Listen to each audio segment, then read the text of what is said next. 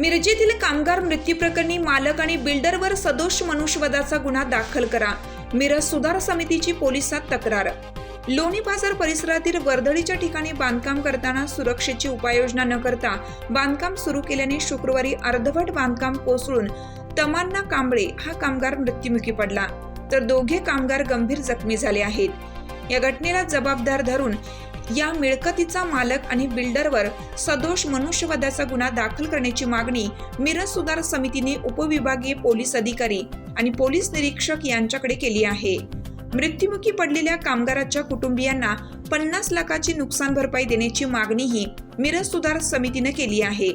यावेळी मिरज सुधार समितीचे ॲडव्होकेट ए काझी, अध्यक्ष आसिफ निपाणकर, शंकर परदेशी, नरेश सातपुते, शकील पिरजादे आदी सदस्य उपस्थित होते. हिरकणी न्यूज करिता सहसंपादक नजीर शेख, मिरज. चालू घडामोडींचे अपडेट्स जाणून घेण्यासाठी आपल्या हिरकणी न्यूज चॅनलला सबस्क्राईब जरूर करा.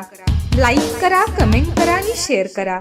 बेल आयकॉनवर प्रेस करा आणि नोटिफिकेशन्स मिळवा.